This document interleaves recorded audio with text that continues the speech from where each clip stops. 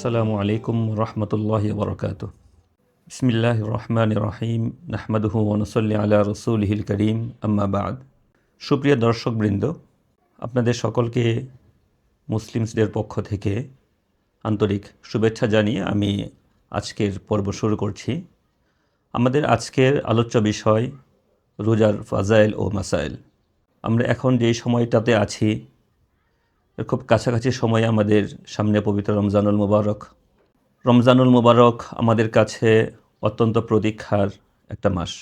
আল্লাহ রাব্বুল আলামিন এই মাসে রোজাকে ফরজ করেছেন। পবিত্র কোরআনের সূরা বাকারার 183 নম্বর আয়াতে আল্লাহ তাআলা বলেছেন, ইয়া আইয়ুহাল্লাযীনা আমানু কুতিবা আলাইকুমুস সিয়াম কামা কুতিবা আলাল্লাযীনা মিন ক্বাবলিকুম লাআল্লাকুম তাত্তাকুন। হে মুমিনেরা, তোমাদের উপর রোজাকে ফরজ করা হয়েছে যেমন ফরজ করা হয়েছিল তোমাদের পূর্ববর্তী লোকদের উপর, যেন তোমরা তাকওয়া হাসিল করতে পারো। এই আয়াতে আল্লাহ রাব্বুল আলামিন আমাদের উপর যে রোজা ফরজ করেছেন, কেন ফরজ করেছেন তাও বলে দিয়েছেন। এর একটা বড় কারণ যেন আমরা তাকওয়া হাসিল করতে পারি। তাকওয়া হাসিল করলে কি লাভ হবে, তাকওয়ার মাধ্যমে আমরা আমাদের দুনিয়া ও আখিরাতে কী কী সুবিধা পেতে পারি, এর নানা রকম বিবরণ কোরআনে কারিমের মধ্যেও আছে, হাদিসে আছে। কোরআনে কারিমের সূরা তালাকের 2, 3, 4 নম্বর আয়াতে এবং 5 নম্বর আয়াতে আল্লাহ রাব্বুল আলামিন তাকওয়ার কিছু পার্থিব এবং পরকালীন উভয় দিকের কিছু ফজিলতের কথা উল্লেখ করেছেন। সূরা তালাকের 2য় আয়াত আল্লাহ তাআলা বলেছেন, ওয়া মান ইয়াত্তাকিল্লাহা ইয়াজআল লাহু মাখরাজা। যদি কেউ আল্লাহকে ভয় করে, অর্থাৎ যে তাকওয়ার উপর চলবে, ইয়াজআল লাহু মাখরাজা, তিনি তার জন্য পথ করে দেবেন। যদি সে কোনো সংকটে পড়ে, সংকট থেকে বের হওয়ার, বিপদ থেকে বের হওয়ার পথ তিনি তার জন্য করে দিবেন। এবং পরবর্তী আয়াতে তিনি বলেছেন, ওয়ারযুকহু মিন হাইসু লা ইয়াহতাসিব, এবং তিনি তাকে এমনভাবে রিজিকের ব্যবস্থা করবেন যা সে কল্পনাও করতে পারে না। সূরা তালাকের 4র্থ আয়াতে আল্লাহ তাআলা বলেছেন, ওয়া মান ইয়াত্তাকিল্লাহা ইয়াজআল লাহু মিন আমরিহি ইউসরা। যে আল্লাহকে ভয় করে চলবে, যে তাকওয়ার উপর চলবে, আল্লাহ তাআলা তার বিষয়াদিকে সহজ করে দেবেন। পরবর্তী আয়াতে আল্লাহ তাআলা বলেছেন, ওয়া মান ইয়াত্তাকিল্লাহ ইউকাফির আনহু সাইয়্যাতিহি ওয়া ইউযিম লাহু আজরা। যে কেউ তাকওয়ার উপর চলবে, আল্লাহকে ভয় করে চলবে, ইউকাফির আনহু সাইয়্যাতিহি, তিনি তার গুনাহসমূহ ক্ষমা করে দিবেন, ওয়া ইউযিম লাহু আজরা, এবং তাকে তিনি মহাপুরস্কার দিবেন। ছোট্ট কয়েকটা আয়াতের দিকে যদি আমরা তাকাই, তাহলে আমরা স্পষ্ট এখানে দেখতে পাই আল্লাহ রাব্বুল আলামিন তাকওয়ার পুরস্কার হিসেবে দুনিয়ার বিপদ আপদ থেকে উদ্ধার করার কথা বলেছেন, রিজিকের অকল্পনীয়ভাবে রিজিকের ব্যবস্থা করার কথা বলেছেন, এবং দুনিয়ার যাবতীয় বিষয়াদি সহজ করার কথা বলেছেন, আর পরকালীন মুক্তি ও পরকালীন মহাপুরস্কারের কথা বলেছেন। এই তাকওয়া হাসিলের বেশ কিছু পদ্ধতির কথাও কোরআনে কারিমে বর্ণিত আছে। তবে রমজান মাসে রোজার মাধ্যমে তাকওয়া হাসিল করার বিষয়টি এখানে বিশেষভাবে উল্লেখযোগ্য। আল্লাহ তাআলা সূরা বাকারার 130 নম্বর আয়াতে এই কথাটা আমাদেরকে জানিয়েছেন যে রোজা আল্লাহ তাআলা ফরজ করেছেন যেন আমরা মুত্তাকি হতে পারি, তাকওয়া হাসিল করতে পারি, আমাদের অন্তরে যাতে আমরা আল্লাহ তাআলার ভয় সৃষ্টি করতে পারি। রমজানের রোজা কার উপর ফরজ? আল্লাহ রাব্বুল আলামিন সূরা বাকারার 185 নম্বর আয়াতে বলেছেন, ফামান শাহিদা মিনকুমুশ শাহরা ফালিয়াসুমহু। এই আয়াতের শুরুতে আল্লাহ তাআলা অবশ্য রমজান মাসের কথা বলেছেন। শাহরু রমাদান আল্লাযী উনজিলা ফীহিল কুরআন, রমজান সেই মাস যে মাসে কোরআন নাজিল করা হয়েছে। এবং এই আয়াতে আল্লাহ তাআলা বলেছেন, ফামান শাহিদা মিনকুমুশ শাহরা ফালিয়াসুমহু, যদি কেউ এই রমজান মাস পায় তাহলে সে যেন রাতে রোজা রাখে। এই আয়াতের আলোকে মাসালা হলো, সুস্থ মস্তিষ্ক সম্পন্ন কোনো বালেগ মুসলমান, যে কোনো বালেগ মুসলমান, তার উপর রমজান মাসে রোজা রাখা ফরজ। রমজানের রোজা সম্পর্কে হাদিস শরীফে আছে, এক হাদিসে কুদসিতে আছে, রাসূল কারীম সাল্লাল্লাহু আলাইহি ওয়াসাল্লাম বলেছেন, আল্লাহ তাআলা বলেন, আস-সাওমু লি ওয়া আনা আজজি বিহি, রোজা আমার জন্যেই এবং আমি এর প্রতিদান দেব। বছরে এক মাস রোজা রাখা আমাদের জন্য ফরজ, রমজান মাস। যেহেতু রমজান মাসের সম্পর্ক চাঁদের সাথে, চাঁদ দেখে মাস শুরু হয়, চাঁদের মাধ্যমেই মাস শেষ হয়, অর্থাৎ পরবর্তী মাস শুরু হলেই এই রমজান মাস শেষ হবে। তো চাঁদ দেখার মাসালাটিও এখানে সবিশেষ গুরুত্বপূর্ণ। রমজান মাসের আগে যে শাবান মাস, যদি শাবানের 29 তারিখ সন্ধ্যায় যদি চাঁদ দেখা যায়, তাহলে তো পরদিন থেকেই রমজান শুরু হবে, রমজানের 1 তারিখ এর পরদিন। আর যদি শাবানের 30 তারিখে চাঁদ দেখা যায়, তাহলে এর পরের দিন থেকে রমজান শুরু হবে। যদি শাবানের 29 তারিখে চাঁদ দেখা না যায়, 30 তারিখেও চাঁদ দেখা না যায়, শাবানের 29ও চাঁদ দেখা গেল না, 30ও চাঁদ দেখা গেল না, এর পরদিন থেকেই রমজান শুরু হয়ে যাবে। আরবি মাস হয়তো 29 দিনে অথবা 30 দিনে, 31 দিন আরবি মাস হয় না, 28 দিনেও হয় না। যেহেতু 29 বা 30 দিনে হয়, এই জন্য আমরা 29 তারিখে যদি চাঁদ দেখতে পারি, তাহলে তো পরের দিন থেকে শুরু হবে। যদি 29 তারিখে চাঁদ দেখা না যায়, তাহলে শাবান 30 দিনে হবে এবং এর পর দিন থেকে রমজান শুরু হয়ে যাবে, চাঁদ দেখা গেলেও এবং না গেলেও। যদি আকাশ মেঘাচ্ছন্ন থাকে, শাবানের 29 তারিখে যদি আকাশ মেঘাচ্ছন্ন থাকে, মেঘলা থাকে, স্বাভাবিকভাবে চাঁদ দেখা না যায়, এমন অবস্থায় যদি দিনদার একজন মুসলমানও এ কথা বলে যে আমি চাঁদ দেখেছি, তাহলে তার এই সংবাদের ভিত্তিতেই, একজন দিনদার মুসলমানের চাঁদ দেখা সংবাদের ভিত্তিতেই চাঁদ দেখার ফয়সালা করা যেতে পারে। আর যদি আকাশ স্বচ্ছ থাকে, তাহলে অবশ্য একজনের সংবাদের ভিত্তিতে চাঁদ দেখার ফয়সালা করা যাবে না, সেখানে অনেক মানুষের সংবাদ লাগবে। যেহেতু আকাশ স্বচ্ছ ছিল, অনেক মানুষের সংবাদের ভিত্তিতেই তখন চাঁদ দেখার ফয়সালা করতে হবে। এটা অবশ্য রমজানের রোজার মাসালা, অর্থাৎ রোজার চাঁদ দেখার ক্ষেত্রে একজন দিনদার ব্যক্তির সংবাদই রমজানের রোজার ক্ষেত্রে একজন দিনদার মুসলমানের সংবাদই যথেষ্ট, যদি আকাশ মেঘলা থাকে। যদি আকাশ স্বচ্ছ থাকে, সেখানে একজন ব্যক্তি দাবি করে যে আমি চাঁদ দেখেছি, তাহলে তো এই একজনের কথার ভিত্তিতে রমজানের চাঁদ দেখার ফয়সালা করা যাবে না, রমজানের চাঁদ দেখা গিয়েছে বলে ফয়সালা করা যাবে না। কিন্তু যে ব্যক্তি চাঁদ দেখলেন, তিনি কি করবেন? তো তার জন্য উত্তম হলো তিনি ওই দিন রোজা রাখবেন, সতর্কতামূলক। কিন্তু যদি তিনি চান রোজা নাও রাখতে পারেন, অন্য কেউ তো রোজা রাখবে না, যেহেতু চাঁদ দেখার ফয়সালা হয়নি, সেজন্য চাঁদ দেখা গিয়েছে বলে ফয়সালা হয়নি, সেজন্য অন্য কেউ রোজা রাখবে না। তো তিনি চাইলে রোজা নাও রাখতে পারেন, তবে তার জন্য রোজা রাখাই উত্তম। রমজানের এই চাঁদ দেখার ক্ষেত্রে আমাদের উচিত সকলেরই সাধ্যমতো চাঁদ দেখার চেষ্টা করা। এখন আধুনিক যুগে চাঁদ দেখার জন্য নানা যন্ত্রপাতি ব্যবহার করা হয় এবং চাঁদ দেখার সংবাদ মুহূর্তেই সারা দেশে ছড়িয়ে পড়তে পারে। সারা দেশে যেখানে চাঁদ দেখা যাক, সেই চাঁদ দেখার ভিত্তিতে আমাদের জাতীয় চাঁদ দেখা কমিটি যখন ফয়সালা করবেন, তখনই সে চাঁদ দেখা গিয়েছে বলে আমরা এর উপর আমল করতে পারবো, এর মাধ্যমে আমরা রোজা শুরু করতে পারবো।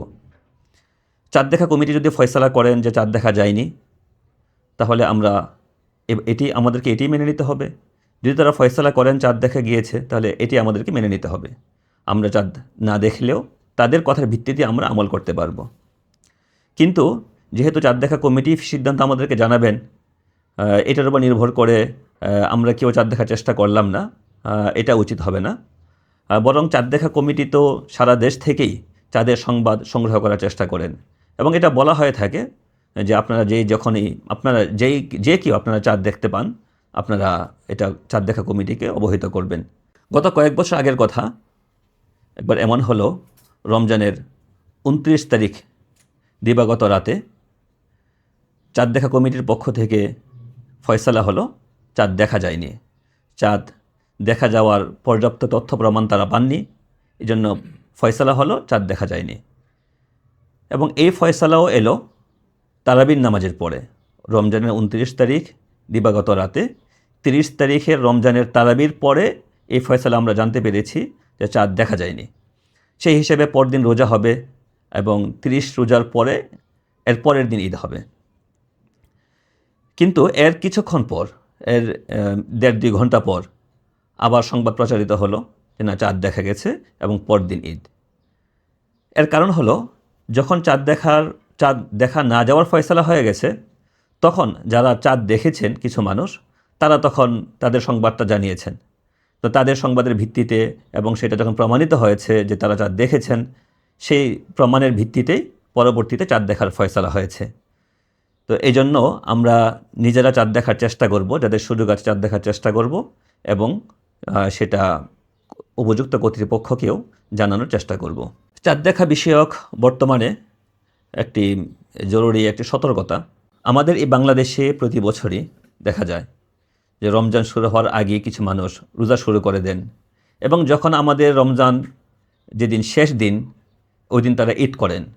তাদের দাবি যে তারা সৌদি আরবের সঙ্গে মিলিয়ে রোজা রাখেন, সৌদি আরবের সঙ্গে মিলিয়ে ঈদ করেন, এবং তারা বলতে চান যে সারা পৃথিবীতে একই দিনে রোজা শুরু করা, একই দিনে ঈদ করা এটা জরুরি। আসলে একই দিনে পুরো পৃথিবীতে রোজা শুরু করা, রোজা শেষ করা, ঈদ করা, এই দাবিটি যেমন হাদিস ফিকহের আলোকেও প্রমাণিত নয়, ঠিক একইভাবে বাস্তবতার ভিত্তির আলোকেও এটি সম্ভব নয়। একই দিনে রোজা রাখা ও ঈদ করা, এই বিষয়টি যারা বলেন, এই বিষয়ের পক্ষে যারা কথা বলতে চান, তারা অনেক সময় এমনও বলেন যে সারা পৃথিবীতে আগের দিন রোজা রাখে, আর শুধু আমাদের বাংলাদেশ অথবা কেউ একটু বাড়িয়ে আরেকটু সীমাটা আরেকটু বিস্তৃত করে যে শুধু আমাদের এই উপমহাদেশেই পরদিন ঈদ করা হয়।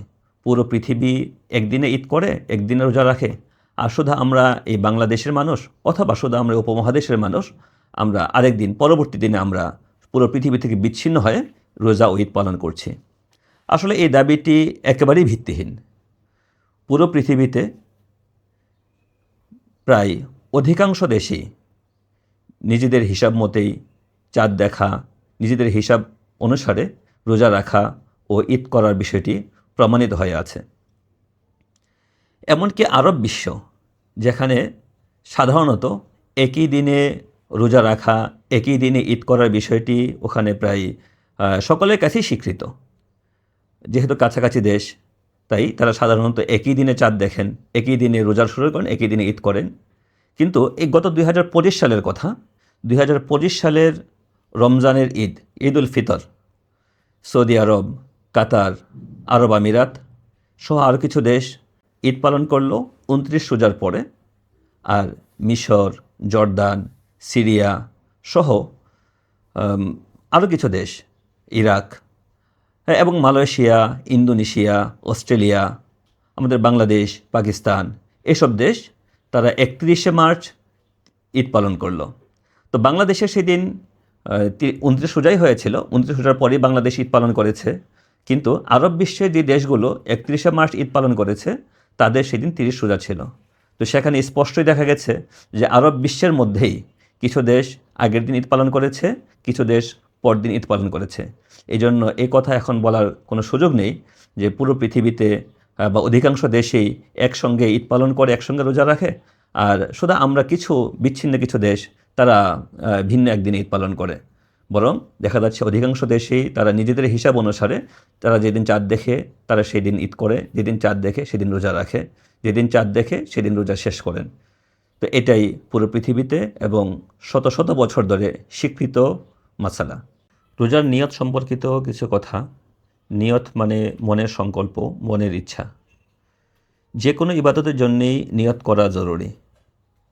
রাসূল করিম সাল্লাল্লাহু আলাইহি ওয়াসাল্লাম ইরশাদ করেছেন, ইন্নামাল আমাল বিন্নিয়াত, যে আমল নিয়তের উপর নির্ভরশীল।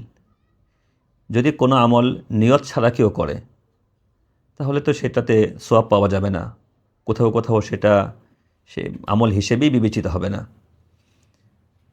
যেমন অজুতে যদি কেউ নিয়ত নাও করে, তবু আমাদের হানাফি মাযহাব অনুসারে তার অজু হয়ে যাবে, কিন্তু নিয়ত না করার কারণে অজুর সওয়াব পাবে না। আর নামাজের মধ্যে যদি কেউ নিয়ত না করে, এমনি কেউ উঠা বসা করে, বা নিয়ত যতটুকু বিষয়ে নিয়ত করা উচিত সে ততটুকু যদি না করে, তাহলে নামাজই হবে না। ঠিক রোজার বিষয়টিও নামাজের মতোই। যদি কেউ যদি নিয়ত না করে, রোজার মধ্যে রোজা রাখার নিয়ত না করে, তাহলে তার রোজা হবে না। এটা না খেয়ে থাকা হবে, উপবাস থাকা হবে, কিন্তু রোজা হবে না। রোজা হওয়ার জন্য তাকে অবশ্যই নিয়ত করতে হবে। তবে এই নিয়ত করা মানেই মৌখিকভাবে মুখে উচ্চারণ করে নিয়ত করা নয়। নিয়ত করা মানে মনে মনে ইচ্ছা করা, মনের সংকল্প। এতটুকু নিয়ত মনে মনে থাকলেই হবে যে আমি আগামীকাল রোজা রাখছি, রোজা রাখব।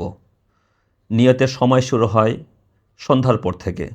সন্ধ্যা থেকে নিয়তের সময় শুরু হয়, অর্থাৎ যেই দিনের রোজা এর আগের সন্ধ্যা থেকে নিয়তের সময় শুরু হয়।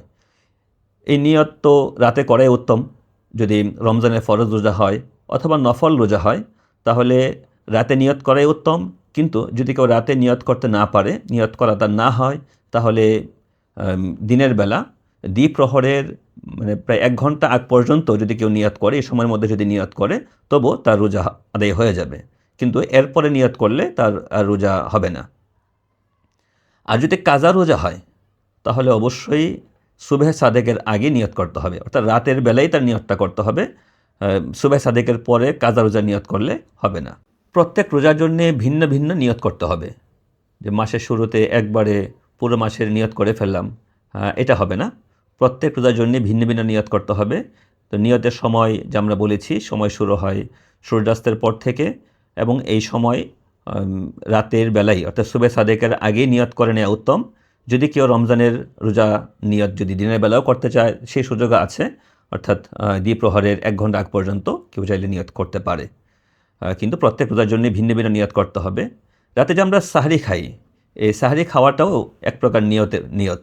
যদি কেউ ঘুম থেকে উঠে রমজানের রোজার জন্যই তো কেউ সাহরি খেলো, এখন এই সাহরি খাওয়াটাই তার নিয়ত হয়ে যেতে পারে। তাকে ভিন্নভাবে তাকে নিয়ত না করলেও তার রোজা আদায় হয়ে যাবে। সাহরি ইফতার নিয়ে কিছু কথা। সাহরি খাওয়া সুন্নত, এটা খুবই বরকতের বিষয়, এটা বরকতের আমল। তো এটা শুধুই মানে ক্ষুধা নিবারণের জন্যে অথবা সারাদিন না খেয়ে থাকবো, সাহারি না খেলে কিভাবে থাকবো, বিষয়টা এরকম না। এটা বরকতের জন্য হাদিসে এটাকে এই সাহারি খাবার প্রতি উৎসাহিত করা হয়েছে এবং এক বরকতময় হিসেবে উল্লেখ করা হয়েছে। ফিস সাহুরি বারাকা, যে সাহারির মধ্যে বরকত রয়েছে, একথা হাদিসের মধ্যে বলা আছে।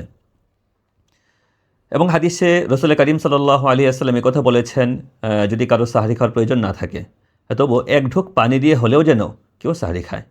স্বাভাবিকভাবেই সাহারি তো আমরা রাতের শেষ ভাগেই খেয়ে থাকি, তো সাহারি বিলম্ব করে খাওয়াই উত্তম। আবার এতটা বিলম্ব করা উচিত নয় যে সুবহে সাদেক হয়ে গেল কি না এই আশঙ্কা দেখা দিচ্ছে। তো বাকি রাতের শেষ দিকে, শেষ ভাগে সাহারি খাওয়া উত্তম। যদি কেউ রাতের শেষ ভাগে উঠে সাহারি না খেতে পারে, অথবা যে কোনো কারণেই হোক, বা তার ঘুম ভাঙেনি, উঠতে পারেনি, সাহারি খাওয়া হয়নি, তো সাহারি না খেলেও রোজা হয়ে যাবে। রোজা হওয়াতে কোনো অসুবিধা নেই, রোজা হয়ে যাবে। যদি অনেকে আবার মনে করেন যে সাহারি খেতে পারলাম না তাই রোজাটা মনে আজকাল হবে না, রোজা রাখা যাবে না, না, এটা ভুল ধারণা। সাহারি না খেলে রোজা হবে না বিষয়টি এরকম নয়। সাহারি না খেলে রোজা হবে, বাকি সাহারি খাওয়াটা একটা বরকতের কাজ, সোয়াবের কাজ। সাহারি যেমন বিলম্বে করা উত্তম, বিলম্বে সাহারি খাওয়া উত্তম, ঠিক এর বিপরীতে ইফতার আবার দ্রুত করা উত্তম। হাদিসে আছে যে যত দ্রুত সম্ভব ইফতার করা, এটা আমাদের জন্য বেশি কল্যাণকর, বেশি উত্তম। ইফতার দেরি না করা, নামাজের পরে ইফতার না করা, বরং নামাজের আগেই, মাগরিবের নামাজের আগেই ইফতার করে নেওয়া, সূর্যাস্তের সঙ্গে সঙ্গে ইফতার করে নেওয়া, এটা উত্তম। ইফতারের ক্ষেত্রে খেজুর দিয়ে ইফতার শুরু করা উত্তম। হাদিসে খেজুর দিয়ে ইফতার করার কথা বলা হয়েছে। যদি কারো খেজুর না থাকে তাহলে পানি দিয়ে ইফতার করতে পারেন। ইফতারের সময় দোয়া কবুল হয়, হাদিসে ইফতারের সময় দোয়া কবুল হওয়ার কথা আছে। এই জন্য আমরা ইফতারের সময় দোয়া, বিশেষ করে মাগফিরাতের দোয়া, আল্লাহ তাআলার কাছে ক্ষমা চাইতে পারি, যেহেতু দোয়া কবুলের মুহূর্ত। আর ইফতারের সময় 2টি দোয়ার কথা হাদিসে রয়েছে, একটি দোয়া ইফতারের শুরুতে এবং একটি ইফতারের শেষে। ইফতারের শুরুর দোয়া, আল্লাহুম্মা লাকা সুমতু ওয়া আলা রিজকিকা আফতারতু, হে আল্লাহ, আমি আপনার জন্য রোজা রেখেছি এবং আপনার দেয়া রিজিক দিয়ে আমি ইফতার করছি। আর ইফতার শেষে রাসূল করিম সাল্লাল্লাহু আলাইহি ওয়াসাল্লাম এই দোয়া পড়তেন, যাহাবা যামাউ ওয়া বাতাল্লাতিল উরুক ওয়া সাবাতাল আজরু ইনশাআল্লাহ, যে পিপাসা দূর হয়ে গেছে, শিরা উপশিরাগুলো সতেজ হয়ে গেছে এবং ইনশাআল্লাহ আমার জন্য প্রতিদানও নির্ধারিত হয়ে আছে। রোজা ভঙ্গের কিছু কারণ। রোজা তো আমরা জানি সুবে সাদেক থেকে নিয়ে সূর্যাস্ত পর্যন্ত সময়টুকু পানাহার থেকে এবং শারীরিক মিলন থেকে বিরত থাকা, যৌন চাহিদা নিবারণ থেকে বিরত থাকা, এই হচ্ছে রোজা। তো এর বিরোধী, এর পরিপন্থী কোনো কাজ করলে রোজা ভেঙে যাবে। তো রোজা ভাঙ্গার যে কারণগুলো রয়েছে তা দুটি ভাগে ভাগ করা যায়। কিছু কারণ এমন যে কারণে রোজা ভেঙে যাবে এবং এর পরিবর্তে শুধু একটি রোজা পরবর্তীতে কাজা করলেই হবে। আর কিছু কারণ এমন রয়েছে যেখানে রোজাটা ভাঙবেই এবং পরবর্তীতে রোজাটা একটি কাজা করতে হবেই, কিন্তু এই কাজার সঙ্গে সঙ্গে তাকে রোজার কাফফারাও আদায় করতে হবে। কাফফারা হলো এক নাগাড়ে 60টি রোজা রাখা। একটি রোজার কাফফারা হিসেবে এক নাগাড়ে 60টি রোজা রাখতে হবে। তো যদি কেউ 60টি রোজা রাখার সামর্থ্য না রাখে, সামর্থ্য তার নেই, 60টি রোজা রাখতে পারবে না এক নাগাড়ে, যদি সামর্থ্য না থাকে তাহলে এর পরিবর্তে 60 জন মিসকিনকে 2 বেলা খাওয়াতে হবে। কিন্তু রোজা রাখার সামর্থ্য যার রয়েছে তিনি যদি 60 জন মিসকিনকে খাওয়ান তাহলে এটা তার কাফফারা আদায় হবে না। যদি এই কাফফারা রোজা রাখতে গিয়ে কারো ধারাবাহিকতা ভেঙে যায়, 30টা, 40টা, 50টা রোজা রাখার পরও যদি যে কোনো কারণেই হোক, অসুস্থতা অথবা অন্য কোনো কারণে যদি কারো একটি রোজা ভাঙতে হয়, ভেঙে যায়, অনিচ্ছাকৃত যদি ভেঙে যায়, তাহলে তাকে আবার নতুন করে এই ধারাবাহিকতা শুরু করতে হবে, নতুন করে আবারও কাফফারা শুরু করতে হবে। আগের রাখা রোজাগুলো কাফফারা হিসেবে বিবেচিত হবে না। ব্যতিক্রম কেবলই মহিলাদের স্বাভাবিক অপবিত্রতার বিষয়টুকু। তাদের এই সময়টুকুতে তারা রোজা রাখবেন না এবং এটা তাদের ধারাবাহিকতাও নষ্ট হবে না। তো আমরা বলছিলাম যে কিছু কারণ এমন যে কারণগুলোতে রোজা যে কারণগুলোতে রোজা ভেঙে যায় এবং এতে কাজা ও কাফফারা উভয়ই ওয়াজিব হয়। আর কিছু কারণ এমন যেগুলোতে শুধু রোজা ভাঙ্গার পর কাজা ওয়াজিব হয়, কাফফারা ওয়াজিব হবে না। তো যে কারণগুলোতে কাজা ও কাফফারা উভয়টি ওয়াজিব হয় এরকম কারণ হচ্ছে রোজা রেখে স্বাভাবিক অবস্থায় ইচ্ছাকৃতভাবে পানাহার করা অথবা স্বামী স্ত্রীর শারীরিক মেলামেশা, তো এসবের কারণে রোজা ভেঙে যাবে এবং কাজা ও কাফফারা উভয়ই ওয়াজিব হবে। শারীরিক মেলামেশাতে স্বামী স্ত্রী উভয়ের ওপরেই কাফফারা আবশ্যক হবে। ইচ্ছাকৃত যদি কেউ সিগারেট, বিড়ি সিগারেট, হুক্কা ইত্যাদি খায়, অনেকে মনে করতে পারেন যে এগুলো তো আসলে কিছু খাবার না, তাই এগুলোতে হয়তো রোজা ভাঙবে না। রোজা তো ভাঙবেই, কাজা ওয়াজিব হবে এবং এগুলোতে কাফফারাও ওয়াজিব হবে।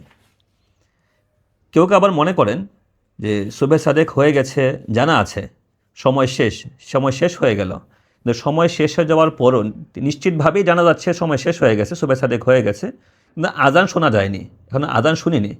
তো আজান শুনিনি এই অজুহাতে যদি কেউ নিশ্চিতভাবে জানার পরেও সুবে সাদেকের পর পানাহার করেন তাহলে রোজা ভেঙে যাবে, কাজা ওয়াজিব হবে, কাফফারও আবশ্যক হবে। আর কিছু কারণে এমন আছে যে কারণগুলোতে শুধু কাজা ওয়াজিব হয়, কাফফারা ওয়াজিব হয় না। এমন কিছু কারণ, যেমন যদি কেউ রোজা রেখে অনিচ্ছাকৃত, রোজার কথা মনে থাকা অবস্থায় অনিচ্ছাকৃত ওজোর সময়, গোসলের সময় গলার ভিতর পানি চলে গেল, কুলি করার সময় হতে পারে, নাকে পানি দেওয়ার সময় হতে পারে, যদি অনিচ্ছাকৃত গলার ভিতর পানি চলে যায়, রোজার কথা মনে ছিল কিন্তু অনিচ্ছাকৃত পানি চলে গেছে, এই অবস্থায় তার রোজা ভেঙে যাবে, কাজা ওয়াজিব হবে, আবশ্যক হবে, কিন্তু কাফফারা দিতে হবে না। খাওয়ার উপযুক্ত নয় কিংবা কোনো উপকারেও আসে না এমন কিছু যদি কেউ খায় ইচ্ছাকৃত, যেমন কেউ ছোটো একটু পাথর খেলো, একটু মাটি খেলো, তো এগুলো খাওয়ার উপযুক্ত না, এগুলো কোনো উপকারে আসে না, তো এগুলো খেলেও রোজা ভেঙে যাবে, এতে কাজা ওয়াজিব হবে, কাফফারা আবশ্যক হবে না।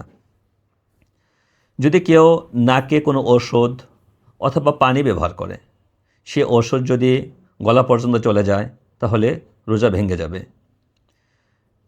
যদি কেউ বমি করে এবং বমি করার পর ইচ্ছাকৃত যদি সেই বমি গিলে ফেলে, সেটা পরিমাণে কম হলেও যদি কেউ মুখে থাকা বমি ইচ্ছাকৃত গিলে ফেলে তাহলে এতে কাজা ওয়াজিব হবে, কাফারা ওয়াজিব হবে না।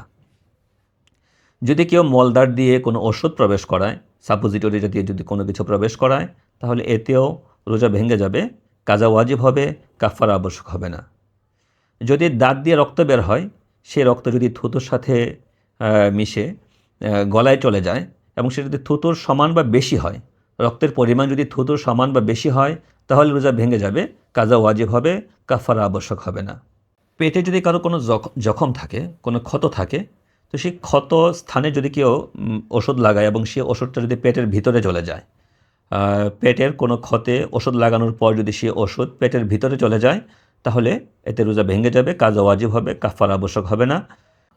ইফতারের সময় হয়নি, সূর্যাস্ত হয়নি, সূর্য ডুবেনি, এমন অবস্থায় কারো মনে হলো যে সূর্যাস্ত হয়ে গেছে, ইফতারের সময় হয়ে গেছে, তার ঘড়িতে সমস্যা হতে পারে, মানে যে কোনো ভাবেই হোক, তার এটা মনে হয়েছে ইফতারের সময় হয়ে গেছে, এটা মনে করে তিনি ইফতার করে ফেললেন।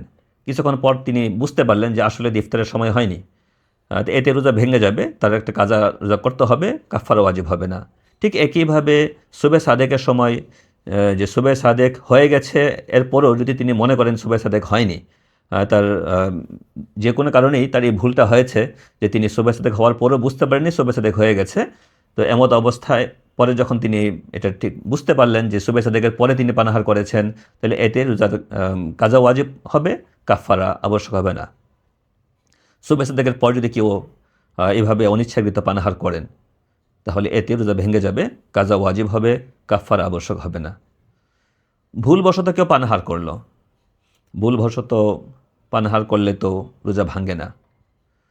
ভুলবশত বলার উদ্দেশ্য হলো যে কারো রোজার কথা মনে ছিল না, তো রোজার কথা মনে না থাকা অবস্থায় যদি কেউ পানাহার করে, রোজার কথা ভুলে গিয়ে যদি কেউ পানাহার করে, তাহলে এতে রোজা ভাঙে না। কিন্তু এটাকে কেউ মনে করলো রোজা ভেঙে গেছে। অনিচ্ছাকৃত বমি হলে রোজা ভাঙে না, মুখ ভরে হলেও ভাঙে না। কেউ মনে করলো তার রোজা ভেঙে গেছে, তো রোজা ভেঙে গেছে, যেখানে রোজা ভাঙেনি কিন্তু সে মনে করলো রোজা ভেঙে গেছে, তো ভেঙে গেছে মনে করে যদি কেউ এখন ইচ্ছাকৃত পানাহার করে, তাহলে এখন রোজাটা ভেঙে যাবে, আর এই ভেঙে যাওয়ার পর তার রোজা কাজা করতে হবে, কাফারা আবশ্যক হবে না। রোজা ভাঙে না এমন কিছু কারণ, কিছু বিষয় এমন রয়েছে যেগুলোকে আমরা মনে করি যে এখানে হয়তো রোজা ভেঙে গেছে, ভেঙে যাবে এই কারণগুলোতে, তো আসলে এসব কারণে রোজা ভাঙে না। যেমন এই কেউ রোজার কথা ভুলে গিয়ে কেউ পানাহার করলো, তো এতে রোজা ভাঙে না। কিন্তু যখনই মনে পড়ে রোজার কথা, তখনই তৎক্ষণাৎ তাকে পানাহার বন্ধ করে দিতে হবে। বাকি রোজার কথা ভুলে গিয়ে যতটুকু পানাহার করা হয়েছে, এমনকি পেট ভরে যদি কেউ খায়, তো ওইটাতে আর তার কোনো সমস্যা হবে না। যা খেয়েছে। হাদিসের মধ্যে রাসূল করিম সাল্লাল্লাহু আলাইহি ওয়াসাল্লাম এই প্রসঙ্গে বলেছেন, ফা ইন্নামা আতআমাহুল্লাহু ওয়া সাকাহ, আল্লাহ তাআলাই তাকে খাইয়েছেন, তাকে পান করিয়েছেন। যদি কারো অনিচ্ছাকৃত বমি হয়, তো অনিচ্ছাকৃত বমি যদি মুখ ভরেও হয়, বেশি পরিমাণে হয়, তাহলেও রোজা ভাঙবে না। এমনকি ইচ্ছাকৃত যদি কেউ বমি করে এবং সেই বমির পরিমাণ যদি কম হয়, মুখ ভরে না হয়, তাহলেও রোজা ভাঙবে না। মুখ ভরে বমি হওয়ার অর্থ হলো যে এত পরিমাণে বমি হওয়া যে এই বমিটা সে মুখে আটকে রাখতে পারেনি। তো কারো যদি অনিচ্ছাকৃত মুখ ভরে বমি হয়, রোজা ভাঙবে না, এবং ইচ্ছাকৃত যদি মুখ ভরে বমি না হয়, অল্প পরিমাণে বমি হয়, তাহলে এতেও রোজা ভাঙবে না। যদি ইচ্ছাকৃত মুখ ভরে কেউ বমি করে, তাহলে এতে রোজা ভেঙে যাবে। চোখে কোনো ওষুধ ব্যবহার করলে, সুরমা ব্যবহার করলে রোজা ভাঙবে না। এমনকি যদি ওষুধের স্বাদ কেউ গলায় অনুভব করে, তাতেও রোজা ভাঙবে না। একইভাবে যদি কেউ কানে কোনো ওষুধ ব্যবহার করে, তাহলে রোজা ভাঙবে না। হ্যাঁ, যদি কারো কানের পর্দায় ছিদ্র থাকে, তাহলে মাসালাটা ভিন্ন।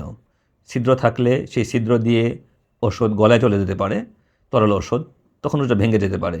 কিন্তু যদি কারো কানের পর্দায় ছিদ্র না থাকে আর কানে কোন তরল ওষুধকে ব্যবহার করে, তাহলে এতে রোজা ভাঙবে না। শরীরে মাথায় যদি কেউ তেল ব্যবহার করে, এতে রোজা ভাঙে না। যদি রাতের বেলা কারো গোসল ফরজ হয় এবং এই গোসল ফরজ অবস্থায় সুবে সাদেক হয়ে যায়, তাহলেও এতে রোজার কোনো ক্ষতি হবে না, রোজা ভাঙবে না। তবে অপবিত্র অবস্থায় বেশি সময় তো না কাটানোই উচিত। বিশেষ করে রোজার অবস্থায় রোজা রেখে যতটা দ্রুত সম্ভব এই অপবিত্রতা দূর করা উচিত। আর যদি কারো অপবিত্র অবস্থা এতটা দীর্ঘায়িত হয় যে তার ফজরের নামাজ কাজা হয়ে গেল, তো সেটা তো অবশ্যই নিন্দনীয় এবং একটা বড় গুনাহের কাজ হবে ফজরের নামাজ কাজা করে দেয়া। কিন্তু যদি সুবে সাদেক হয়ে যায়, অপবিত্র অবস্থায় সুবে সাদেক হয়ে গেছে, তাহলে এতে অসুবিধা নেই, গোসল করে নিলেই হলো। রোজা রাখা অবস্থায় যদি কারো গোসল ফরজ হয়, তার স্বপ্নদোষ হয়, তাহলে এতে রোজা ভাঙবে না, রোজার কোনো ক্ষতি হবে না। রোজা রাখা অবস্থায় যদি অনিচ্ছাকৃত মুখে কোনো মশা মাছি, কোনো পোকামাকড় ইত্যাদি চলে যায়, গলার ভিতরে চলে যায়, রোজা ভাঙবে না।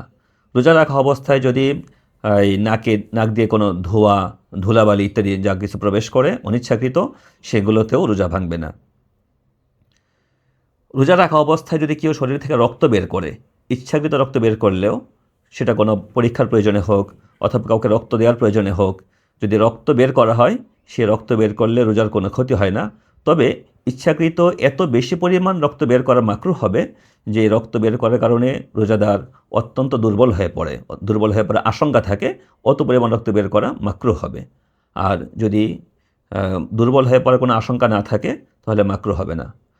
যেমন শিঙ্গা লাগানো, তো শিঙ্গা লাগাতে গেলে যদি খুব বেশি পরিমাণে বেশি জায়গায় যদি শিঙ্গা লাগানো হয় এবং সেখানে অনেক রক্ত বের করা হয়, এতে যদি শরীর দুর্বল হয়ে পড়ে আশঙ্কা থাকে, তাহলে তো রোজা মাকরুহ হবে। কিন্তু যদি আশঙ্কা না থাকে, যদি পরিমাণ কম হয়, যদি শরীর খুব দুর্বল হয়ে পড়ে আশঙ্কা না থাকে, তাহলে এতে অসুবিধা নেই, রোজার কোনো সমস্যা হবে না। আর অনিচ্ছাকৃত যদি রক্ত বের হয়, সেটা পরিমাণ যত বেশি হোক না কেন, এতে রোজার কোনোই ক্ষতি হবে না। মহিলাদের কখনো কখনো রান্নাবান্নার প্রয়োজনে খাবারের স্বাদ দেখার বিষয় সামনে আসে। খাবারের স্বাদ দেখতে হয়। তো যদি খাবারের স্বাদ নিতে হয়, কখনো আবার তাদের শিশুদের জন্য খাবার চিবিয়ে দেওয়া লাগতে পারে। তো খাবারের স্বাদ একটু জিহ্বায় নিলে অথবা একটু খাবার যদি শিশুকে চিবিয়ে দিলে, তাহলে এতেও রোজার কোনো সমস্যা হবে না। তবে অবশ্যই খেয়াল রাখতে হবে যেন এই স্বাদ গলায় না যায়। যদি স্বাদ গলায় চলে যায়, তাহলে তো রোজা ভেঙে যাবে। যদি গলায় না যায়, তাহলে এতে রোজার কোনো ক্ষতি হবে না।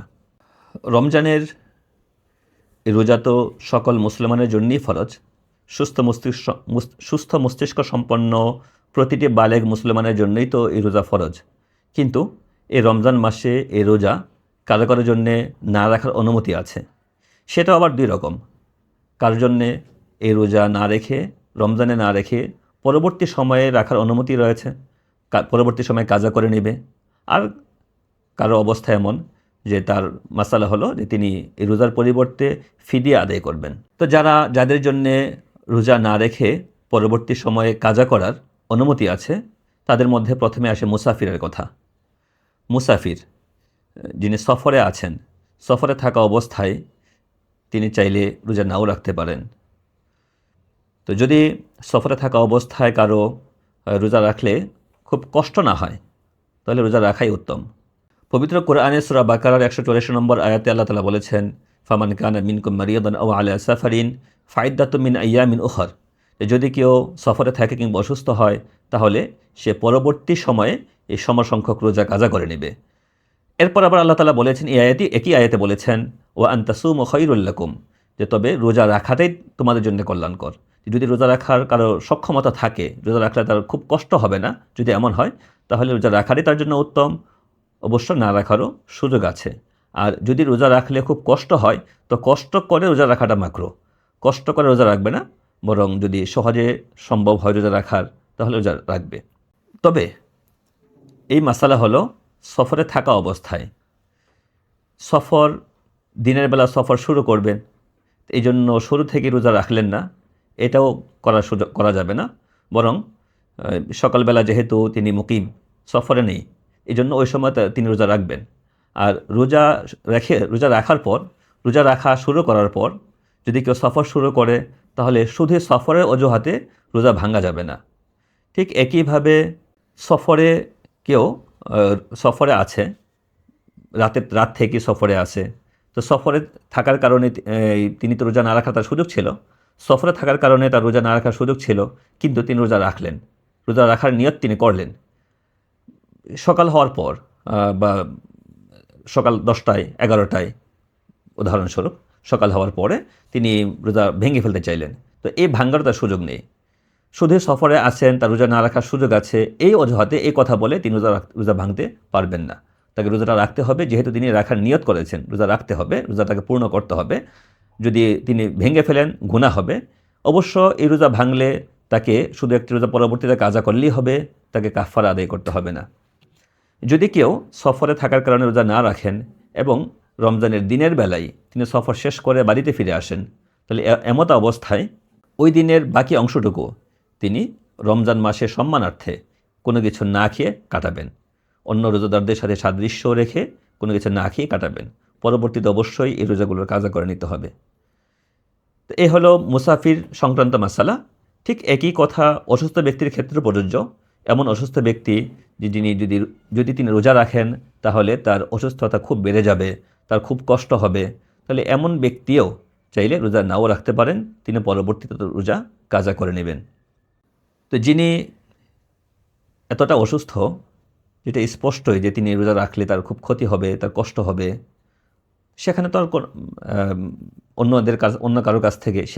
আর অন্য কারোর কাছ থেকে তা যাচাই করার বা জিজ্ঞেস করার প্রয়োজন নেই। কিন্তু যদি বিষয়টি এতটা স্পষ্ট না হয় যে তার রোজা রাখলে ক্ষতি হবে কি না স্পষ্ট নয়, তো সেই ক্ষেত্রে কোনো দিনদার অভিজ্ঞ ডাক্তারের শরণাপন্ন হতে হবে। কোনো দিনদার অভিজ্ঞ ডাক্তার যখন বলবে যে রোজা রাখলে তার ক্ষতি হবে, ক্ষতির আশঙ্কা আছে, তার রোগ বেড়ে যাওয়ার আশঙ্কা আছে, তখন তিনি চাইলে রোজা না রেখে পরবর্তীতে কাজা করতে পারেন।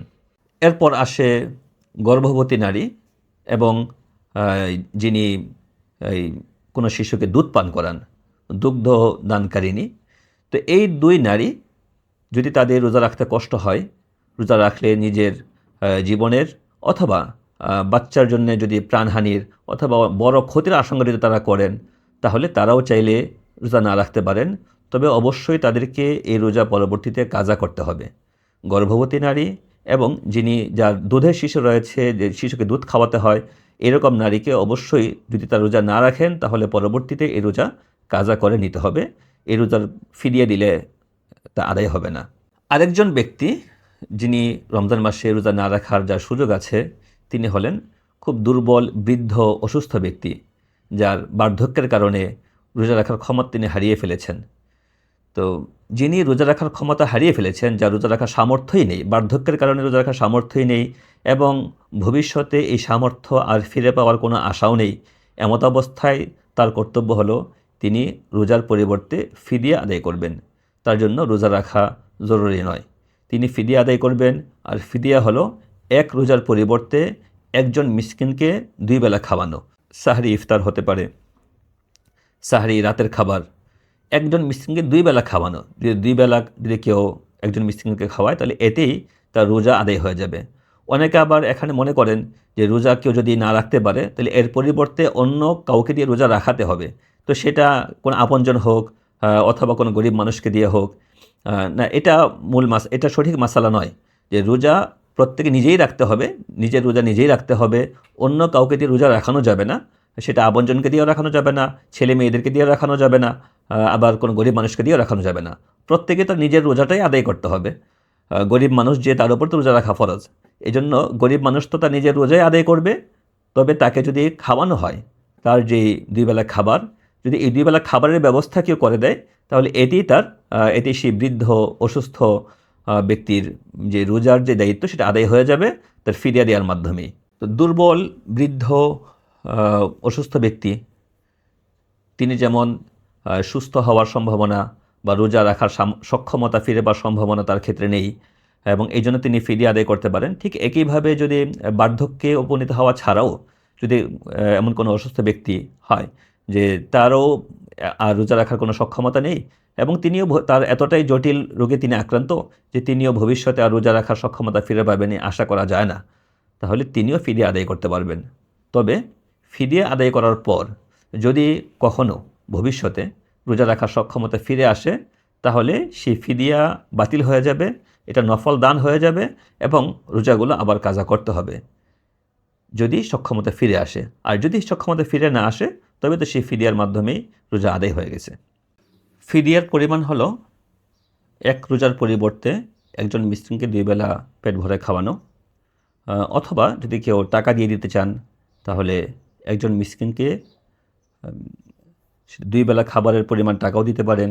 কেউ চাইলে সদকাতুল ফিতির পরিমাণ, এক সদকাতুল ফিতির পরিমাণ টাকাও দিতে পারেন, অর্থাৎ 1650 গ্রাম, 1 কেজি 650 গ্রাম আটার মূল্যও সদকা ফিদিয়া হিসেবে আদায় করতে পারেন।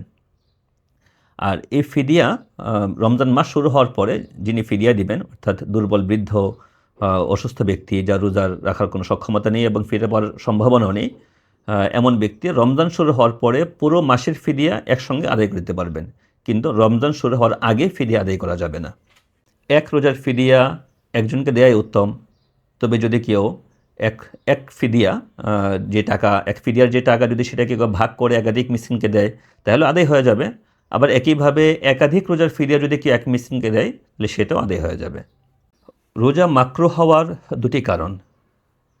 এক হলো কুলি করা ও নাকে পানি দেওয়ার সময় খুব বেশি পরিমাণে এই কাজগুলো করা, বেশি মানে গড়গড়া করে কুলি করা, এবং নাকে পানি দেওয়ার সময় পানি নাকের ভিতরে জোরে টেনে নেওয়া, তো এগুলোতে রোজা মাকরুহ হয়। হাদিসে রাসূল করিম সাল্লাল্লাহু আলাইহি ওয়াসাল্লাম এগুলো করতে, রোজা অবস্থায় এগুলো করতে নিষেধ করেছেন।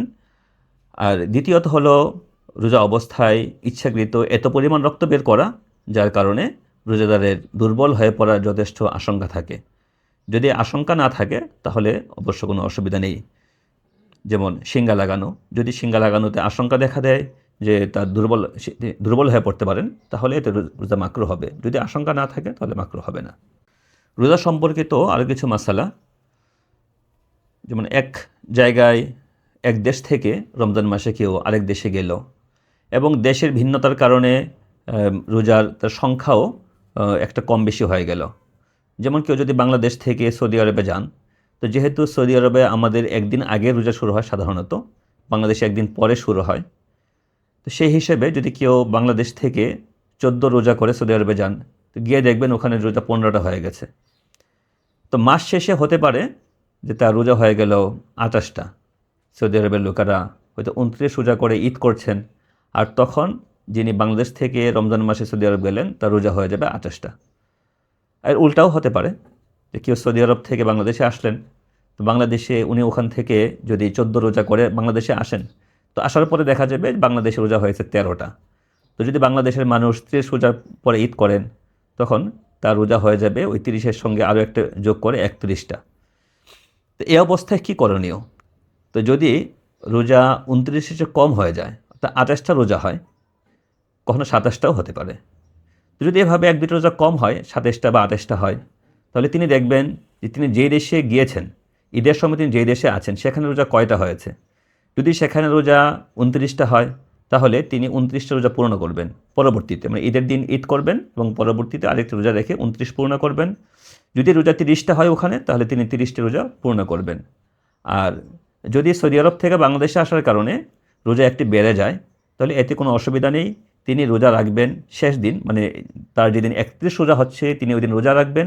রোজা রাখার পর সবার সঙ্গেই তিনি ঈদ করবেন। সবাই যেদিন ঈদ করবে সেদিনই তিনি ঈদ করবেন, রোজা একটা কম হলেও বেশি হলেও। যদি রোজা কাজা করতে হয় তো সেটা ঈদের পরে সেই কাজা করতে হবে। রোজা অবস্থায় কিছু চিকিৎসা ও ডাক্তারের পরীক্ষা সংক্রান্ত কিছু মশালা, যেমন কারো এন্ডোস্কোপি করানোর প্রয়োজন হলো, এনজিওগ্রাম করা, ইনসুলিন ব্যবহার করা, ইঞ্জেকশন দেয়া ইত্যাদি। তো এগুলোতে কখনো রোজা ভাঙে, কখনো রোজা ভাঙে না। তো শুরুতে আমরা এন্ডোস্কোপির কথা বলি। এন্ডোস্কোপিতে তো সাধারণত মুখ দিয়ে একটা নল ঢোকানো হয় গলার ভিতরে, এবং সেখানে এই নলের মধ্যে, নলের মাথায় একটা বাল্ব লাগানো থাকে। তো ওখানে কখনো কোনো ওষুধ, কোনো জেলি বা পানি জাতীয় কিছু নলের সাথে লাগানো থাকে। তো যদি কোনো জেলি বা পানি জাতীয় কিছু নলের সাথে লাগানো থাকে এবং এই অবস্থায় যদি সেটা গলা দিয়ে প্রবেশ করানো হয়, তাহলে এতে রোজা ভেঙে যাবে।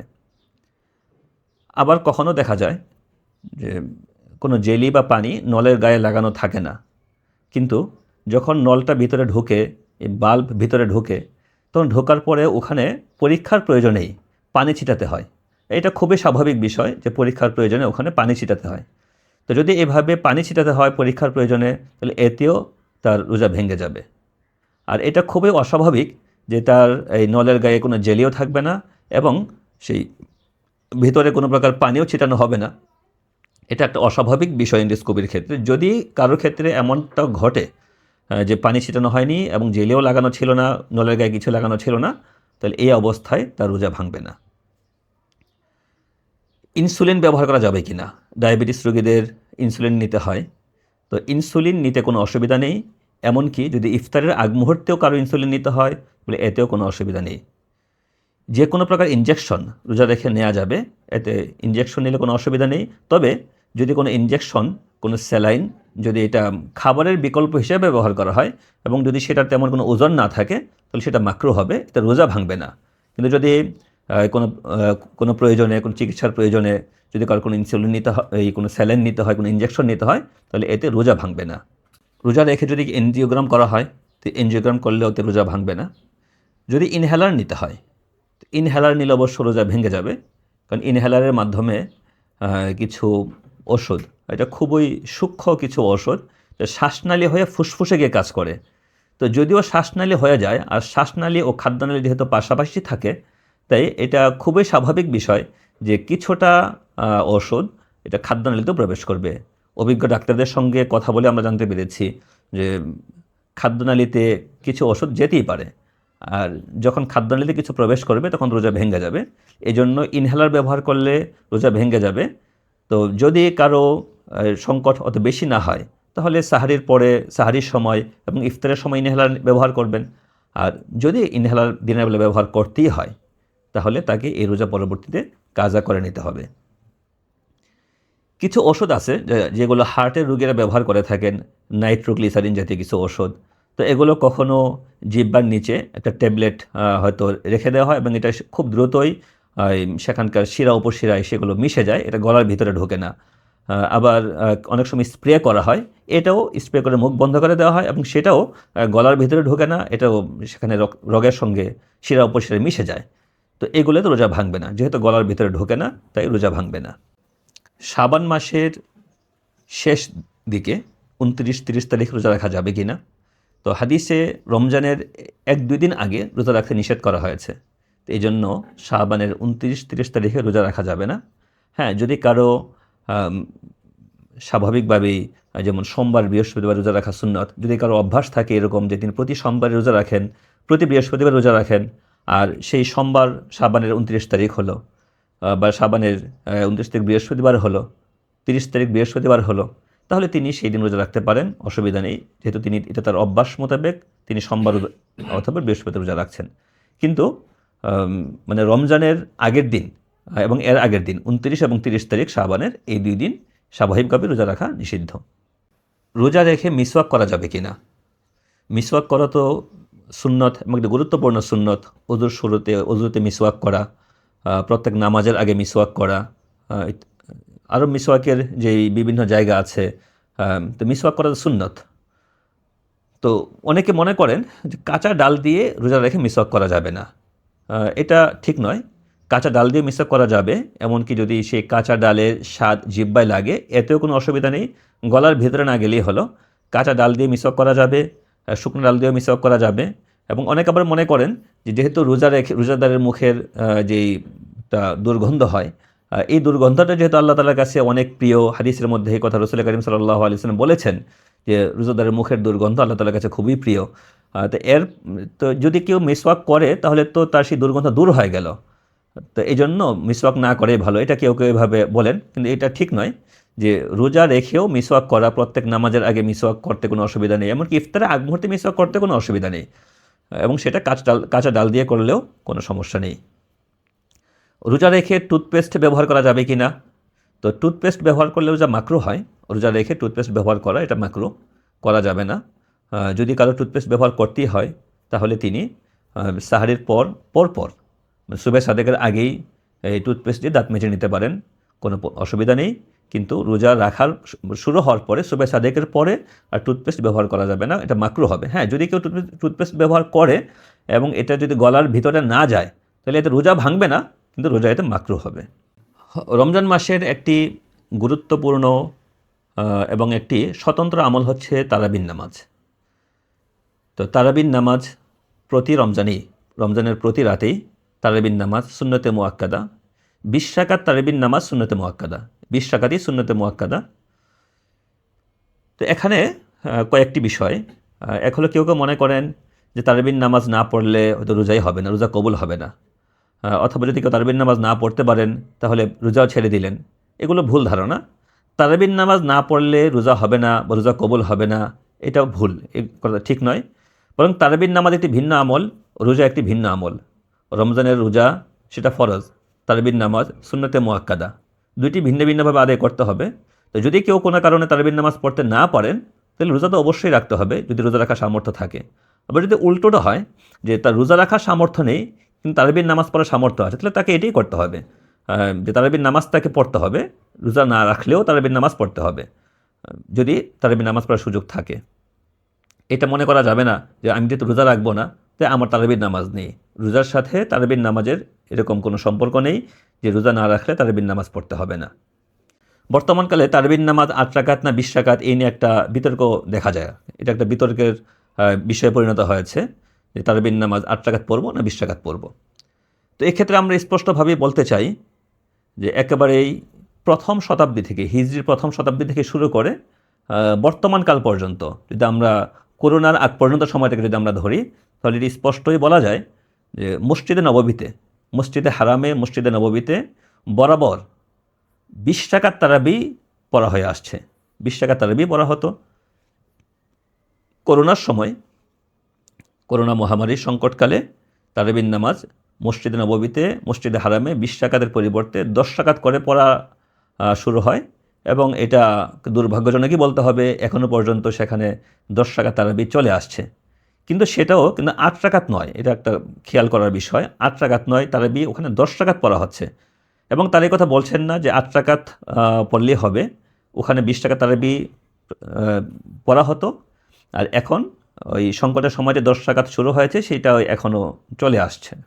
তো 8 রাকাত তারাবি এই বিষয়টা হাদিস থেকে এই বিষয়টা স্পষ্টভাবে মোটেও প্রমাণিত নয়। তো এটা ভিন্ন একটা আলোচনার বিষয় যে আসলে 8 রাকাত তারাবি পড়া যাবে কিনা, বা তারাবি 8 রাকাত কিনা। আমরা স্পষ্টই এখানে সংক্ষেপে শুধু এই কথাটুকু বলছি যে তারাবির নামাজ 20 রাকাত, এটা সুন্নতে মুআক্কাদা, 20 রাকাতই সুন্নতে মুআক্কাদা, এবং এটাই সাহাবায়ে কেরামের আমল থেকে, তাবেঈনের আমল থেকে, তাদের বক্তব্য থেকে এই বিষয়টি প্রমাণিত যে তারাবির নামাজ 20 রাকাত। কেউ কেউ এটা বলেন যে তারাবির নামাজ রাসূল করিম সাল্লাল্লাহু আলাইহি ওয়াসাল্লামের জমানায় এবং হযরত আবু বকর রাদিয়াল্লাহু তাআলা আনহুর জমানায় তারাবির নামাজ ছিল 8 রাকাত। হযরত ওমর রাদিয়াল্লাহু তাআলা আনহুর জমানার শুরুর দিকেও তারাবির নামাজ ছিল 8 রাকাত।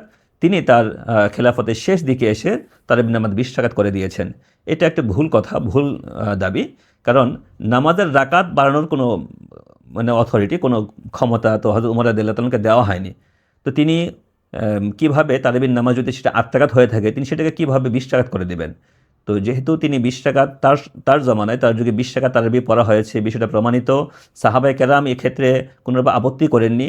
এই বিষয়, এটাই এখান থেকে স্পষ্ট প্রমাণ এটা মিলে যে তারাবির নামাজ রাসূল করিম সাল্লাল্লাহু আলাইহি ওয়াসাল্লামের জমানায়, হযরত আবু বকর রাদিয়াল্লাহু আনহুর জমানায় তারাবির নামাজ 20 রাকাতই পড়া হতো। আর রাসূলুল্লাহ সাল্লাল্লাহু আলাইহি ওয়াসাল্লাম তারাবি 8 রাকাত পড়েছেন, এই বিষয়েও স্পষ্ট প্রমাণ নেই।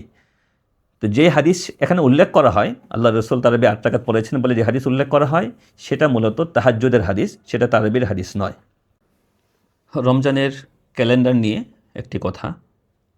এই বছর 2026 সালের বা 1447 হিজরির রমজানের জন্য আমাদের ইসলামিক ফাউন্ডেশন থেকে নতুন ক্যালেন্ডার তৈরি করা হয়েছে, এবং সারা দেশের 64টি জেলার জন্য ভিন্ন ভিন্ন ক্যালেন্ডার প্রস্তুত করা হয়েছে। আমরা আগে লক্ষ্য করতাম যে ঢাকার জন্য যে ক্যালেন্ডার তৈরি করা হতো, সেই ক্যালেন্ডারের সাথে বিভিন্ন জেলায় কিছু minute, 1-2 minute, 4-5-7 minute plus minus করে, কোথাও যোগ করে, কোথাও বিয়োগ করে অন্যান্য জেলার ক্যালেন্ডার তৈরি করা হতো। কিন্তু এই বছর আমরা খুবই চমৎকার একটা বিষয় লক্ষ্য করেছি যে সেখানে এই ইসলামিক ফাউন্ডেশনের পক্ষ থেকে প্রত্যেক জেলার জন্য ভিন্ন ভিন্ন ক্যালেন্ডার তৈরি করা হয়েছে।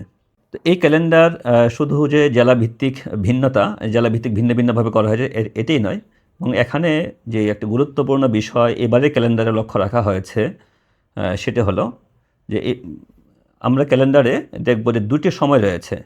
প্রথমত সাহারির শেষ সময়, আর একটি হলো ফজরের আজান। তো মূলত মাসালা হলো যখন সাহারির শেষ সময় সেটাই ফজরের আজানের সময়, অর্থাৎ সুবে সাদেকের সময় সাহারি খাওয়ার, সুবে সাদেক যখন হয় তখন সাহারি খাওয়ার শেষ সময় এবং সেটাই ফজরের আজানের সময়। মানে একটা মুহূর্তেই সাহারি খাওয়ার সময় শেষ হয়ে যায় এবং ঠিক এর পরের মুহূর্তে ফজরের সময় শুরু হয়ে যায়। এখানে সাহারি শেষ এবং ফজরের আজানের মাঝে কোনো মধ্যবর্তী কোনো সময় নেই যে সময়টাতে সাহারিয়া খাওয়া যাবে না, আবার ফজরের নামাজও পড়া যাবে না। তো আমরা আগে লক্ষ্য করতাম, আগের ক্যালেন্ডারগুলোতে লক্ষ্য করতাম যে সাহারি শেষ সময় থেকে নিয়ে ফজরের আজান পর্যন্ত এখানে প্রায় 6 মিনিটের একটা ব্যবধান রাখা হতো সতর্কতামূলক, যে মূল সময় থেকে, মূল সুবে সাদেক থেকে 3 মিনিট পিছিয়ে সাহারির শেষ সময় লেখা হতো আর 3 মিনিট এগিয়ে ফজরের আজানের সময় দেওয়া হতো। তো সেটা সতর্কতামূলক ছিল, দুটি সতর্কতামূলক, সাহারির শেষটা সতর্কতামূলক এবং ফজরের আজানটা সতর্কতামূলক। এবং সেই সতর্কতামূলক হওয়ার কারণে যদি কেউ যেমন 5:12 ছিল সাহারির শেষ সময় আর 5:18 ফজরের আজানের সময় দেওয়া হলো, তো যদি কেউ 5:12 পরে যদি 5:13 যদি কেউ সাহারি খেত তাহলে তার রোজা হয়ে যেত। আর যেহেতু সতর্কতামূলক 3 মিনিট সময় সেখানে থাকে, আর সে 3 মিনিট অতিক্রম করেনি। আর একইভাবে যদি কেউ ফজরের আজান হওয়ার কথা 5:18 যদি সতর্কতামূলক সময় 3 মিনিট বাড়িয়ে 5:18 করা হলো, তো যদি কেউ 5:17 আজান দেয়, ফজরের নামাজ পড়তে শুরু করে, তো সেই নামাজও হয়ে যেত। কিন্তু এবার যে বিষয়টি লক্ষ্য রাখা হয়েছে সেটা হলো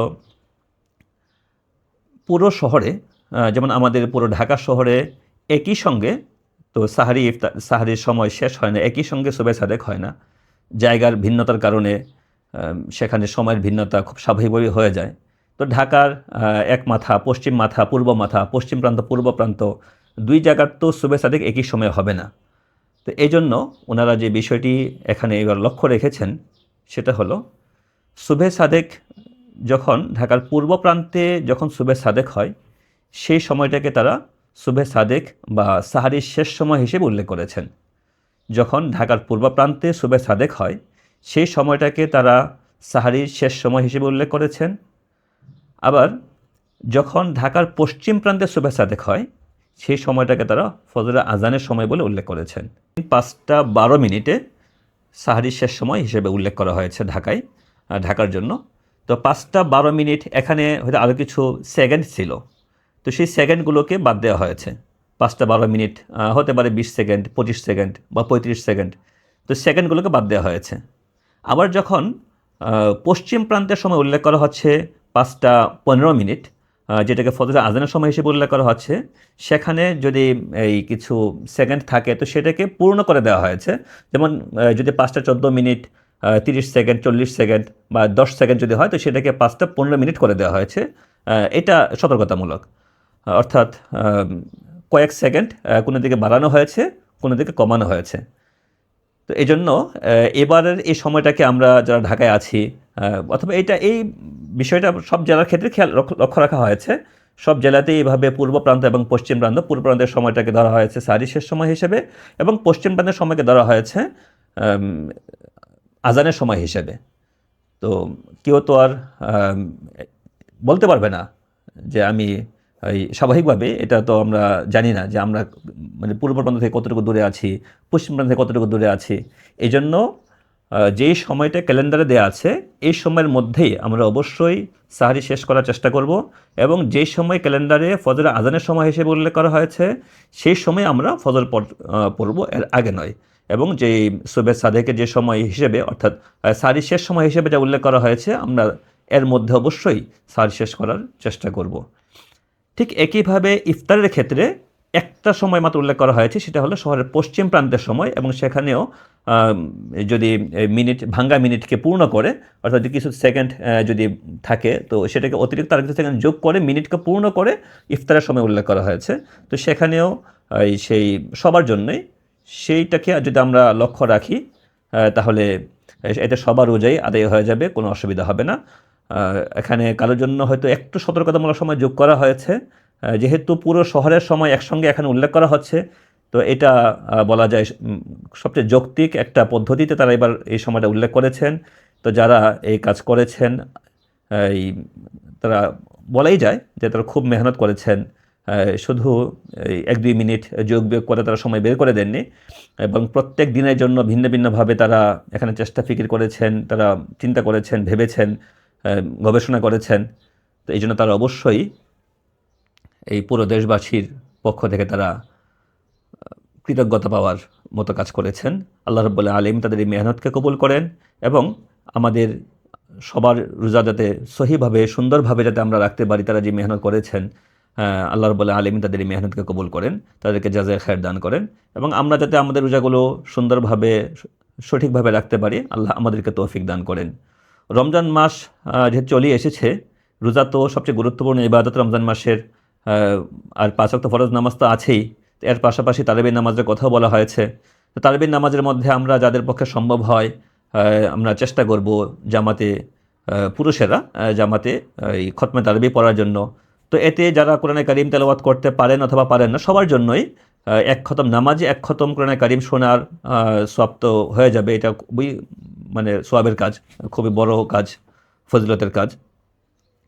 তো এর পাশাপাশি আমরা যতটা সম্ভব এই রমজান মাসে নফল ইবাদত করা, নফল নামাজ পড়া, কোরআন তেলাওয়াত করা, যতটা বেশি সম্ভব আমরা এগুলো চেষ্টা করব। হাদিসে 4টা কাজ বেশি পরিমাণে করার কথা বলা হয়েছে রমজান মাসে। এক হলো ইস্তিগফার করা, লা ইলাহা ইল্লাল্লাহ বেশি পরিমাণে করা, আল্লাহ তাআলার কাছে জান্নাত চাওয়া এবং জাহান্নাম থেকে আশ্রয় চাওয়া। আর রমজান যেহেতু কোরআন নাজিলের মাস, কোরআনের সঙ্গে এই রমজানের একটা বিশেষ সম্পর্ক রয়েছে। যতটা সম্ভব আমরা এই কোরআনের সঙ্গে সময় কাটানোর চেষ্টা করব। যারা আমরা নামাজে বেশি পরিমাণে তেলাওয়াত করতে পারি, হাফেজ যারা, কোরআনের হাফেজ যারা, অথবা পুরো হাফেজ না হলেও আংশিক যারা হাফেজ, তারাও চেষ্টা করব নামাজে দীর্ঘ কেরাত করে, দীর্ঘ তেলাওয়াতের মাধ্যমে নামাজ পড়া, বেশি পরিমাণে নফল নামাজ পড়া, আর বিশেষ করে রাতের নফল নামাজ। হাদিসের মধ্যে প্রত্যেকটা ভিন্ন ভিন্ন সওয়াবের কথা বলা হয়েছে। যেমন রোজার সওয়াবের কথা বলা হচ্ছে এভাবে, মান সামা রমাদান ঈমানান ওয়া ইহতিসাবা গুফিরা লাহু মা তাকাদ্দামা মিন যামবিহি। যদি কেউ রমজানের রোজা রাখে ঈমানের সঙ্গে এবং সওয়াবের আশায়, তাহলে তার পিছনের গুনাহগুলো ক্ষমা করে দেওয়া হয়। তো ঠিক একইভাবে তারাবির নামাজের কথা ভিন্নভাবে বলা হয়েছে, মান কামা রমাদান ঈমানান ওয়া ইহতিসাবা গুফিরা লাহু মা তাকাদ্দামা মিন যামবিহি। যদি কেউ রমজান মাসে এই রাতের বেলা নামাজ পড়ে, অর্থাৎ এখন তারাবির নামাজ উদ্দেশ্য মুহাদ্দিসিনে কেরাম বলেছেন যে যদি কেউ তারাবির নামাজ পড়ে ঈমানের সঙ্গে এবং সওয়াবের আশায়, তাহলে তার গুনাহগুলো মাফ করে দেওয়া হয়। শবে কদরের কথাও ভিন্নভাবে বলা হয়েছে, মান কামা লাইলাতুল কদরি ঈমানান ওয়া ইহতিসাবা গুফিরা লাহু মা তাকাদ্দামা মিন যামবিহি। যে শবে কদরের রাতে যে নামাজ পড়বে ঈমানের সঙ্গে এবং সওয়াবের আশায়, তার গুনাহগুলো মাফ করে দেওয়া হয়। এই জন্য আমরা খুব চেষ্টা করব এই মাসটাকে যতটা বেশি সম্ভব আমরা ইবাদত বন্দেগীতে কাটানোর, এবং যতটা সম্ভব আমরা নিজেদেরকে গুনাহ থেকে, যে কোনো রকম গুনাহ থেকে বিরত রাখার, গুনাহ থেকে বাঁচিয়ে রাখার চেষ্টা করব। হাদিসের মধ্যে আছে, রাসূল করিম সাল্লাল্লাহু আলাইহি ওয়াসাল্লাম বলেছেন, মান লাম ইয়াদা কাওলা যুর ওয়াল আমালা বিহি ফালাইসা লিল্লাহি হাজাতুন ফি আইয়াদা তাআমাহু ওয়া শারাবা। যদি কেউ রোজা রেখে গুনাহের কাজ ছাড়তে না পারে, মিথ্যা কথা ছাড়তে না পারে, তাহলে আল্লাহ তাআলার কোনো প্রয়োজন নেই যে সে পানাহার থেকে বিরত থাকবে। অর্থাৎ এটা তার রোজা হবে না। রোজার যে ফজিলত, রোজা তার ফরজ আদায় হয়ে যাবে ঠিক, কিন্তু রোজা রেখে যদি কেউ গুনাহের কাজে জড়ায়, মিথ্যা কথা বলে, অন্যায় কাজ করে, গুনাহ করে, তাহলে এতে রোজার ফরজ যদি আদায় হয়ে যাবে, কিন্তু রোজার যে ফজিলত, যে বরকত, এটা থেকে সে বঞ্চিত থেকে যাবে। এই জন্য আমরা চেষ্টা করব গুনাহ থেকে বেঁচে থাকার এবং যতটা বেশি সম্ভব নফল ইবাদত করার। আর অবশ্যই চেষ্টা করব ফরজ নামাজগুলো আগের চেয়েও খুব যত্নের সাথে, গুরুত্বের সঙ্গে ফরজ নামাজগুলো আদায় করার। পুরুষেরা নামাজগুলো 5 ওয়াক্ত নামাজ জামাতের সঙ্গে, তাকবীরে ওলার সঙ্গে আদায় করার চেষ্টা করব। আর মহিলারা বাড়িতে নিজ নিজ নামাজের কামরায় যেভাবে আমরা অন্য সময় নামাজ পড়ি, ঠিক সেইভাবে এবং আরও গুরুত্বের সাথে আমরা 5 ওয়াক্ত নামাজ আদায় করার চেষ্টা করব। আল্লাহ রাব্বুল আলামিন আমাদের এই রমজানকে আমাদের সকলের জন্যই বরকতময় এবং আমাদের জীবনের মোড় পরিবর্তনকারী এক মাস হিসাবে, একটা মৌসুম হিসেবে আল্লাহ আমাদের সবাইকে তো মৌসুম বানিয়ে দেন। আমাদের জীবনের মোড় পরিবর্তনকারী এক মৌসুম আল্লাহ তাআলা এই রমজানকে বানিয়ে দেন, যাতে আমরা এই রমজানের ওসিলায়, এই রমজানের মাধ্যমে যাতে আমরা তাকওয়া হাসিল করে নিতে পারি এবং পরবর্তী জীবনে যাতে আমরা সেই তাকওয়ার উপর চলতে পারি। আল্লাহ রাব্বুল আলামিন আমাদের সবাইকে সেই তৌফিক দান করেন। আমিন। ওয়া আখির দাওয়ানা আলহামদুলিল্লাহি রাব্বিল আলামিন।